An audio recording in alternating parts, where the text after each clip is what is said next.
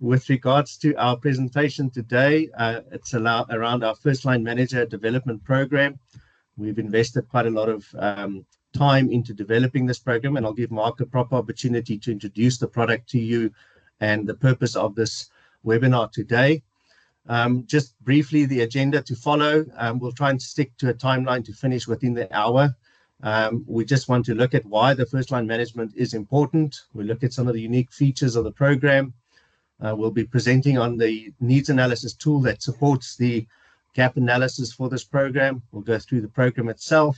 We'll look at some of the supporting tools that we use inside this program that makes our offering unique to any offerings out there.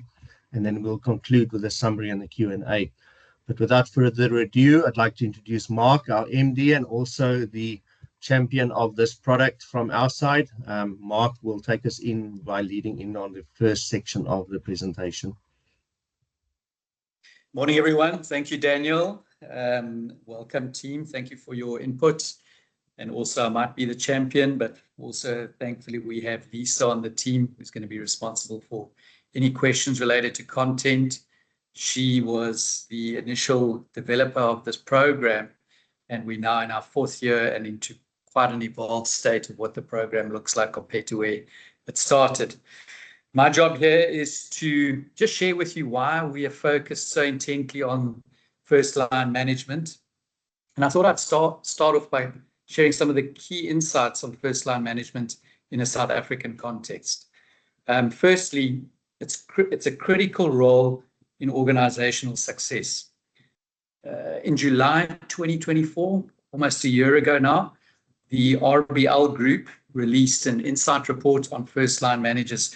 And one of the statistics that stood out for me is the fact that first line leaders represent 60% of the manager populations and oversee 80% of the workforce. I'm going to repeat that because those numbers are critical and so important and often overlooked. First line leaders represent 60% of manager populations and oversee 80% of the workforce. This naturally directly influences production, services, and of course, customer experience. Secondly, promotion without adequate training. I think we've all been witness to this. Many first line managers are promoted based on individual performance without sufficient leadership training. This leads to challenges in team management and strategic alignment. Thirdly, there's no getting away from the post-pandemic pressures that changed life for all of us. I think these pressures intensified on first-line managers. They now faced increased responsibilities as well as sometimes remote team management and heightened employee stress levels. Fourthly, the skills gap impacting performance. A 2024 South African labour market report shows major skills gaps in first-line managers.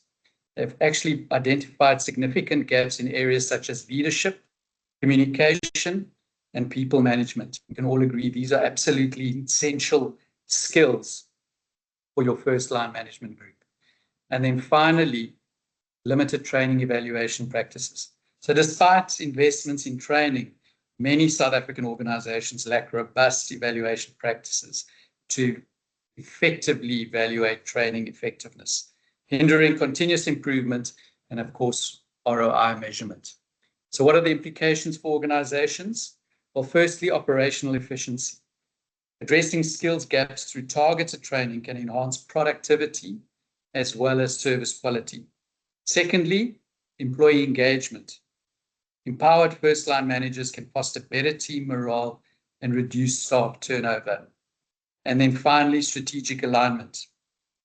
Where we have trained managers, we can see they are better equipped to align team objectives with organizational goals.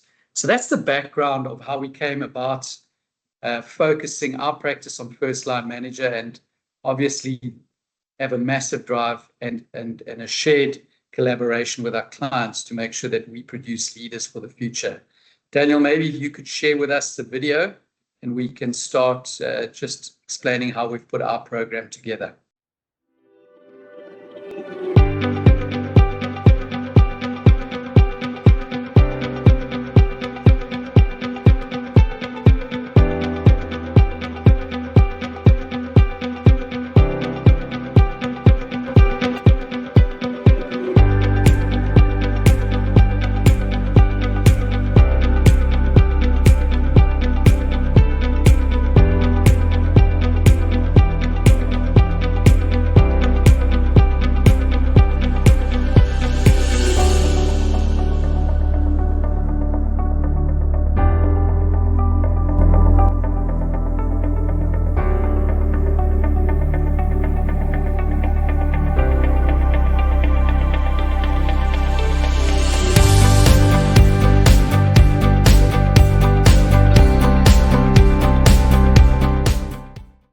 what actually makes this FMDP program different? What do we do differently at Kwelanga? And so it's probably a combination. In fact, it is a combination of all these features that are listed here. But I'm going to touch on them just quickly so that you all have context. Firstly, it's a customizable program. We run it in a modular format and it's tailored to your operations. So we can spread out the contact sessions, runs over 3 months, or it could be spread out even more to run over 6 months. And later on in this presentation, I will be touching on exactly how that customization works and why I believe it's the secret sauce to making this program so impactful. GC index profiling, very unique, pinpoints individual and team impact styles and drives authentic leadership and innovation. Shane will share that in her presentation, and I believe it's the golden thread that adds real value to the way we conduct our FMDP. Training needs analysis tool aligns training to actual gaps. There's no guesswork, just focused development. Daniel will take us through that app. Workplace application. So real-world tasks between sessions, turning learning into lasting behavior change. So what that means is at the end of every session, the group will walk away with a set of tasks they've got to go and deploy back in the workplace. We obviously support them through the process, but this is part of the learning journey that they go on with our FMDP. Summative presentations, and if you do embark on this program, I would highly recommend that you include the summative presentations. This has been absolute gold. We've seen it at the end of every FMDP program. The managers get to showcase their growth and their readiness. It supports succession planning and mobility planning, and it gives senior executives, also other managers or senior managers, the opportunity to see how their team has grown, what skills they've acquired, and how they hope to apply that in the workplace for better success. Personal elevation plan, it's a tool that we've developed post-training. It's an action plan that locks in self-leadership and long-term growth. I'll touch on that a little bit later. myQuest LMS, it's the always-on learning with content, nudges, and community support anytime, anywhere. And again, later on in the presentation, I'll delve a little bit deeper into what that looks like. We also provide a toolkit of templates and guides, very important for managers because it provides them ready-to-use tools that help them apply their learning immediately and consistently. And then, of course, we offer hybrid delivery, flexible formats to suit shifts, branches, and remote teams. What that means is we can do it virtually, we can do it face-to-face, we can do a combination. And of course, myQuest also supports a lot of the self-directed learning activities. Thank you, Daniel. Over to you. Thanks, Mark. Yeah, that's a good intro to the product itself. We'll start unpacking the different components now. I'm just going to quickly queue up the video for the TNA tool, and then I will take you through those components as well as part of the presentation.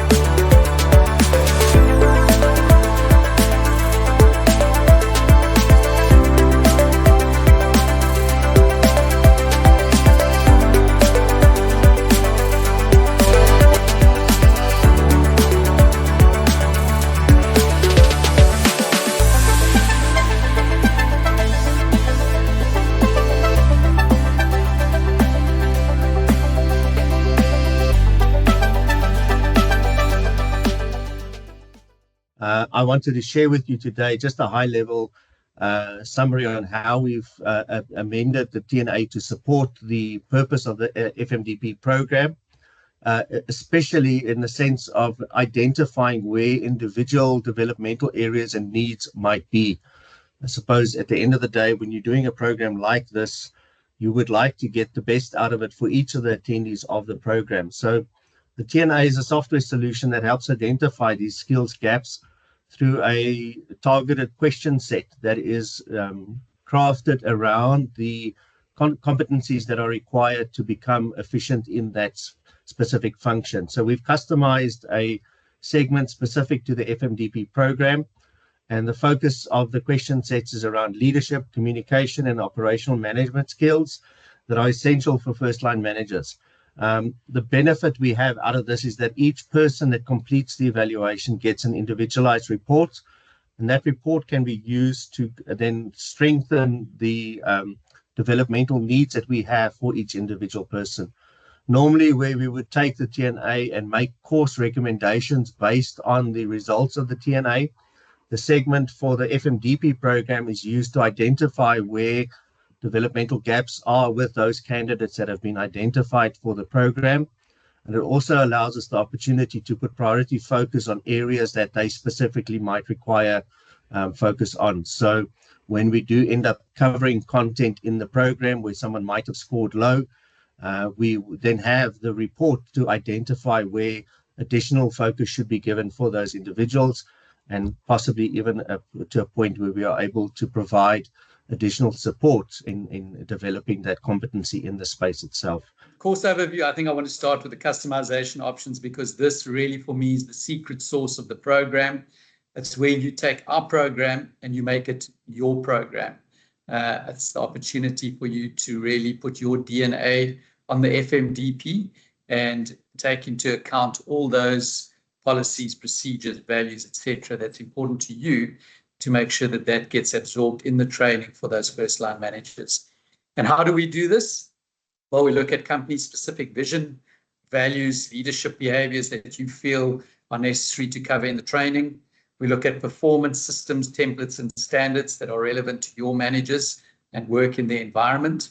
We also look at organization or industry-specific challenges or topical focus areas. And Shan might cover this a little bit later, but one of the key areas you could get as granular as looking at a job description and placing it in the GC index translator to spit out an ideal profile for that particular role. And then once delegates have done their GC index and feedback, they actually use that as the guiding light when looking at their own development in that capacity. And then, of course, you have the option to include or remove topics. And we make this available because in certain environments, there's an emphasis on different topics. It might be something like the art of delegation is more important to your environment and therefore needs to be included as a module. Or you might find that you need more people-centered type management skills and you would like to focus on emotional intelligence, for example. So what we can do is craft a solution with you that speaks to the exact gaps that you have and what you want to achieve through first-line management. And more importantly, produce a manager that understands your environment and can be super effective in that environment. So that's why course customization for me is the secret sauce. In the next slide, I'm going to cover the particular modules. They're listed down there. There's 7 generic modules. By the time we get to this training or we've crafted the solution here, the delegates would have already gone through the TNA. They would have already completed a GC index assessment. They would have had their GC index feedback and their report, and they would use that as the golden thread through the 7 generic modules that we cover here. I think the important thing here is also to notice the language that we use. You can see this is where we start moving the transfer of ownership from our program to your program. We start emphasizing the focus on the individual managers. See the language, for example, module 1, I understand my organization. And that really speaks to the accountability that we're trying to drive through the training and that individual manager. Here we cover things like vision, values, goals, and of course, resource planning. Module 2, I know my role. We look at the difference Very important difference between leadership and management. And of course, accountability and ethics are golden threads in any management role. Module 3, work across teams. Very important where there's people management involved. You need to collaborate and coordinate. Module 4, I am results driven. Performance management, KPIs and control processes. And again, we look at those that are relevant to you and your environment. Module 5, I am productive. So we take a closer look at budgeting, cost awareness, and quality focused. Module 6, I manage myself. It's all about diary and time management, and of course, personal effectiveness of the leaders in those roles. And finally, we close off with I lead myself and my team. Change, resilience, motivation, communication, and conflict. These are the 7 generic modules that we cover. We run them over 8 contact sessions, and it's concluded with a summative assessment, which I'll talk to in the next slide, where we cover the supporting tools. So how do we support the managers? There are a number of ways, one of them being the personal elevation plan I mentioned earlier.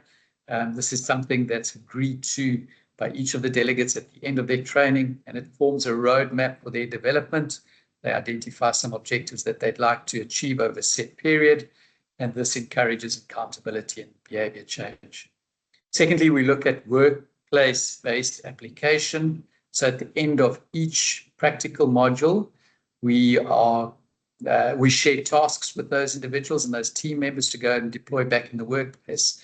And we support them through that process, because at the end of the day, this is not just a course. We're actually looking at a learning journey where we can make real impact. myQuest is the online tool. It's the LMS that supports that collaboration. It encourages reflection and habit building through ongoing digital engagement. And I'll share a little bit more about that later.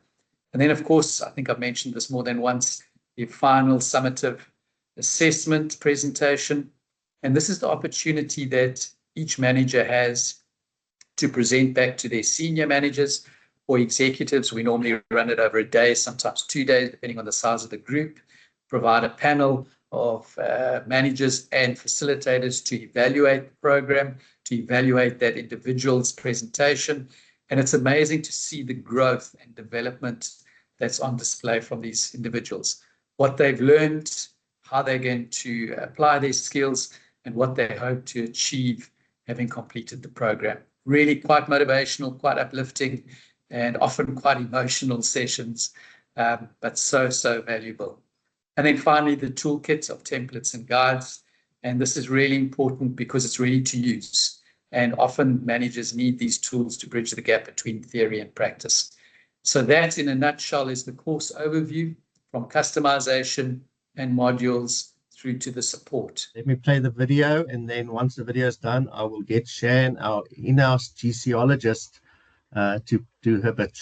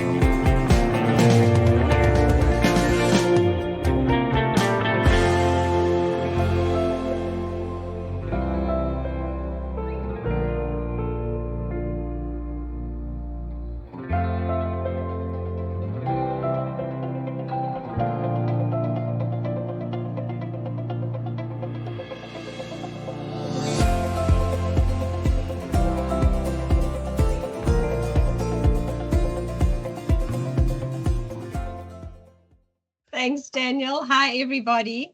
So the video really quickly tries to just give you a snippet of what the GC index is all about. But it's really about unlocking an individual's unique impact. And what you would have noticed with those funky bubbles that we showed on the video, those are what we call individual profiles. And the GC index measures what we call your proclivities. And when I first heard that word, I had to Google it myself. It is really just a fancy word for our natural inclinations, or those things that we are most ignited and excited to do. So when you do the GC index assessment, you would get a score for each of those areas. A score of 1, 2, or 3 suggests that you don't really have energy in that space. A 4, 5, or 6 is moderate energy, and a 7 to 10 is our zone of genius. It's that thing that we could be doing till 2, 3 in the morning and suddenly go, oh my goodness, where did the time go? Because I was ignited and excited by that thing. Very importantly, the GC index is not a personality assessment. We call it an organometric. So it measures where an individual is most energized to show up. And that is going to translate to where they make their biggest impact to their role, team, and organization. So it gives us business data that tells us how the individual is going to show up. You may have noticed it follows a typical business cycle or change cycle. So we have an idea. It needs to fit in with the strategy. We need to make it happen, continuously improve it, and everybody works together. So it's really also not about competency, because it's measuring our energy for impact. It's about, there's no good or bad, right or wrong. It highlights where an individual's particular energy is. And when we understand where our energy lies, we can use that to focus on what does that mean for how we show up in a role. So if there's a particular task that we need to do that doesn't align to our natural energy or inclination, what does that mean? And are those the things that we typically tend to avoid or subconsciously ignore?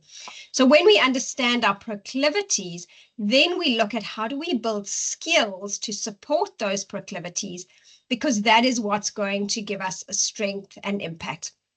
So through the FMDP process, Daniel, you can move on, thank you. Through the FMD process, we use that information to help delegates understand where their natural energy lies. So the GC index would, the view on the left, the individual view, is what your delegate would get. They would receive their own GC index profile. That one on the left there is a high strategist implementer score. So it's somebody who is quite a big picture thinker, as well as focusing on then action and getting things done. So taking the big picture and translating it into action.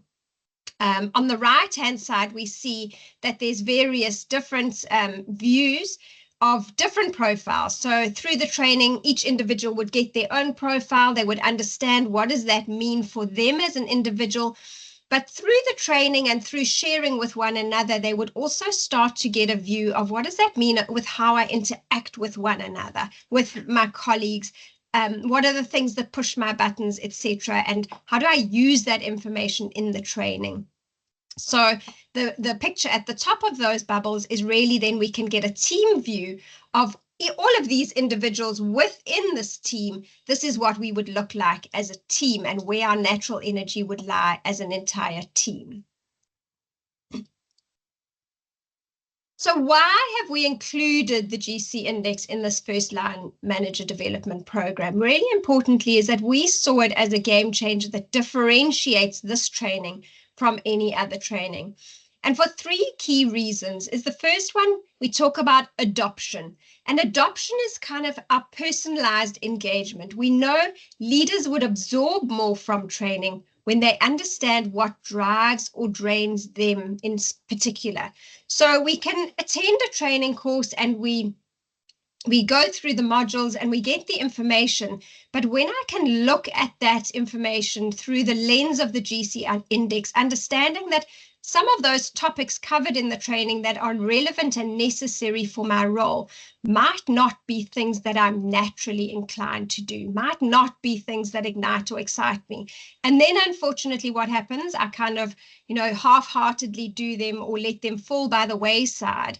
But when I understand through understanding my own GC index, those tasks through the lens of the GC index, then I'm able to consciously commit to them because I understand that they're important for my role. But also I can put strategies in place in terms of, okay, if that's not something ignites or excites me or I tend to ignore, what do I need to do? How do I put things in place, strategies in place that's going to help me to make sure those happen? Then integration, which is the meaningful application of that training. So we take the training content and I connect to it personally. Through my self-awareness, theory becomes action.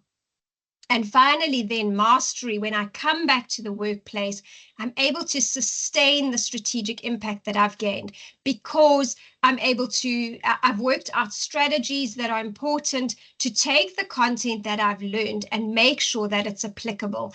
And the GC index then becomes top of mind, that language and that thought process, so that I know what are the things I need to focus on to make sure that what I've learned in training is actually sustainable. So it becomes intentional, energy-aligned execution of what I've learned in the program. Thanks, Daniel. And then you would have seen, we tried to, in the video, put a couple of different industries just to give you a quick sense of what it looks like. But this slide, I just wanted to talk you through it to get a better understanding. So we've just taken one of the industries, the healthcare leaders, and we've looked at, first of all, what are some of the typical challenges faced by healthcare leaders? And the sort of top ones that we come up with: addressing staff burnout. I think that's relevant for everybody. Ensuring compliance with regulations, managing resource constraints, patient satisfaction, and conflict resolution. And then what we did is we took two typical profiles that might appear in healthcare leadership. So we chose a nursing unit manager as well as a clinical team leader. We ran them through our tool and we came up with, Mark mentioned this earlier, I think, what does a typical person or profile for that job description look like? So the nursing unit manager is that 41% what we call polisher, which is all about attention to detail, continuous improvement. 33% in the center there, that is the playmaker, which is all about people, our social glue. 17% implementer, getting things done, taking the strategy and taking it into action. And 9% of the strategist, which is about big picture thinking. 0% in this particular instance of game changer, so big ideas, out of the box thinking. And likewise, the clinical team leader was not too much different at 44% polisher, 23% playmaker, 19% implementer, 14% strategist, and 0 game changer. So where we look at how we've listed the ideal inclinations for both of those profiles, more or less you're looking at somebody who pays attention to detail, has quite a strong people focus, and is action oriented. And that's what this would tell us. And then we would look and help people understand my particular style, my particular role. What does that mean for me? If my profile doesn't look like that, what do I do? How do I use that information to make sure that I'm still showing up in my role? But it's also helpful for you as leaders to know, okay, what are the typical types of people that we're looking for in these roles, or that will be successful in these roles? Bearing in mind that different proclivities also show up in different ways. So sometimes to have, an anomaly is not a bad thing, but it's making sure that they understand how to leverage that energy to make an impact in their role. Thanks, Shan. Thanks, Appreciate Daniel. that. Before we jump over, I think the key takeaway for me, Shan, is that we are able to tailor-make the solution based on the industry that we're targeting.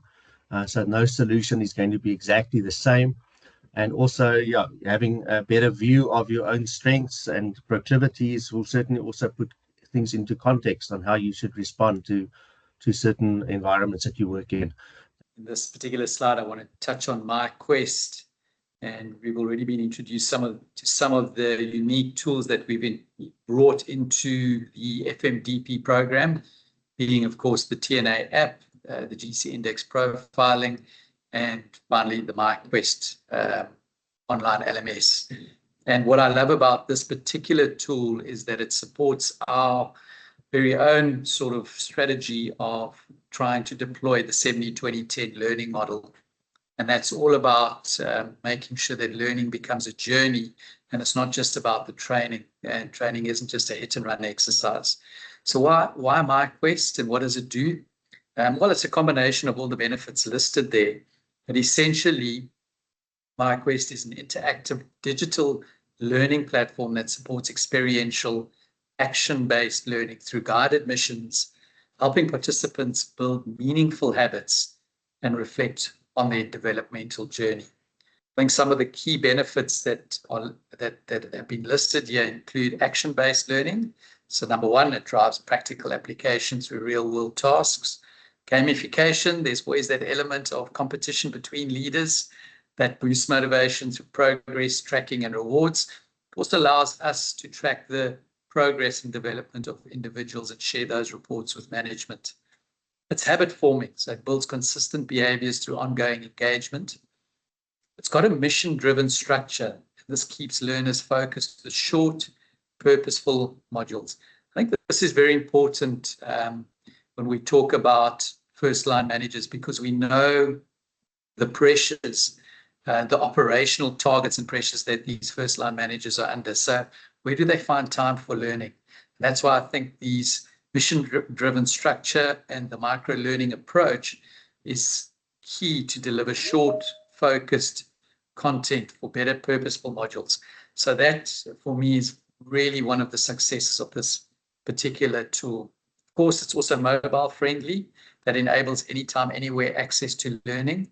Often these first line, sometimes referred to as frontline managers, are on the floor, moving around, quite active. They don't always have access to a desktop or a laptop, but they do have their mobiles with them. And that then supports the functionality through the mobile delivery of myQuest. There's an element of personal awareness and reflection that happens through this self-directed learning. It encourages growth through guided journaling. We have real-time feedback that supports the progress with continuous facilitator input. And then, of course, the social and peer learning components, which fosters collaboration and a shared learning experience. So for me, this has been a valuable addition to the FMDP program. It keeps our managers engaged for a longer period of time. And obviously, they're able then to access tools, tips, and also then we can track progress and flag any particular areas that we need to push harder. I'd just like to summarize by just looking back as to all the areas that we covered and why I believe the FMDP with Kwelanga would be a valuable journey for your first-line managers. I think you've seen the numbers. First-line managers are responsible for 80% of the workforce, and yet most are promoted without the training they need to lead effectively. That's not just a gap, it's a risk to your productivity, your culture, and your customer experience. At Kwelanga and with Kwelanga, we would like to change that story. I think we can all agree that if you train and coach your first-time managers in these roles, the impact that they will have on the team, on performance, and their own confidence is tremendously elevated. So that's why we recommend the First-Line Management Development Program. It's more than just a course, it's a transformation journey. It's practical, it's personalized, it's built to create real behavior change. We've walked you through all the tools, the TNA, the GC index, the ability to apply workplace application through toolkits and templates, and of course the blended approach that myQuest offers us. Because your managers don't just need training, they need tools, insight, coaching, and confidence to lead in today's world, but more importantly, in tomorrow's. So let's move beyond promotion and towards preparedness. Let's build leadership that drives performance, and let's lead forward together.